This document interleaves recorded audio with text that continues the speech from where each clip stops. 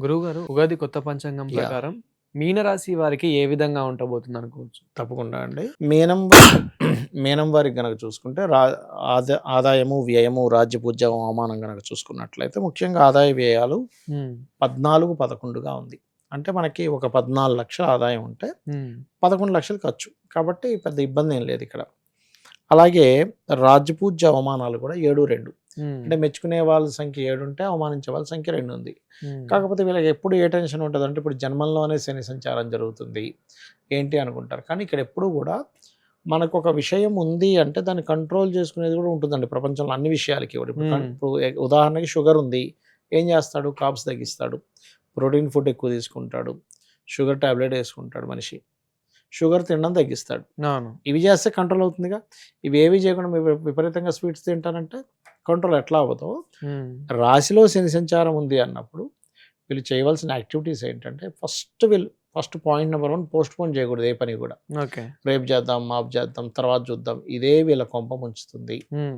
రెండవదేంటంటే ఎక్కువగా శ్రమిస్తూ ఉండాలి. అంటే వాకింగ్ అని, ఎక్సర్సైజ్ అని ఏదో ఒకటి యోగాసనాలు హ్మ్. ఇవి ఎక్కువగా చేస్తుండాలి.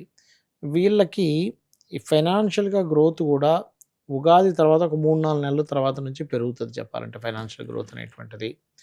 అండ్ డైలీ లైఫ్‌లో కొన్ని ఆటంకాలు జరుగుతుంటాయి. ఎందుకంటే డైలీ లైఫ్ స్థానంలో కేతు ఉన్నాడు కాబట్టి. హ్మ్. దానికి మీరు రెగ్యులర్‌గా వీళ్ళు ఏదైనా ఉద్యోగంలో ఉన్నా, లేకపోతే ఉద్యోగం కోసం ప్రయత్నం చేస్తున్నా, గణపతి ఆలయానికి వెళ్లి ప్రయత్నం గనక చేసినట్లయితే ఖచ్చితంగా బావుంటుంది. హ్మ్. అయితే ఈ సంవత్సరం వీరికి ఏంటంటే విదేశాలకు వెళ్ళాలనేటువంటి ప్రయత్నం ఫలిస్తుంది.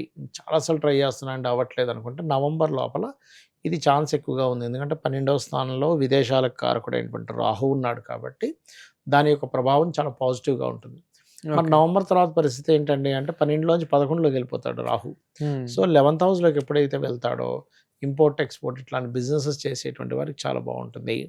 కాకపోతే ఇక్కడేంటంటే ఎప్పుడైతే లాభస్థానంలోకి రాహు వెళ్తాడో పంచమ హ్మ్. స్థానంలో కేతు వస్తాడు. సో స్పిరిచువల్ థింకింగ్స్ ఎక్కువ పెరుగుతాయి. స్పిరిచువల్ రిలేటెడ్ సంబంధించిన వాటిలో ఎక్కువ పార్టిసిపేట్ చేస్తారు. హ్మ్.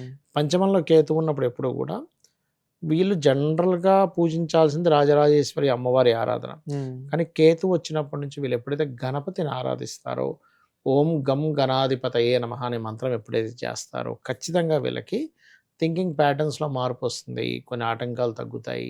సంతానంతో కూడా రిలేషన్ బావుంటుంది. ఇవన్నీ కూడా జరుగుతాయి. అయితే వీరికి ఉద్యోగ అవకాశాలైతే ఈ సంవత్సరం బానే ఉన్నాయి. No need to worry. ఏం టెన్షన్ పడాల్సిన అవసరం ఏం లేదు. ఓకే. వీరికి గాని, వీరి జీవిత భాగస్వామికి కూడా బావుంటుంది. థాంక్ యూ గురువుగారు. శ్రీమాత్రే నమః.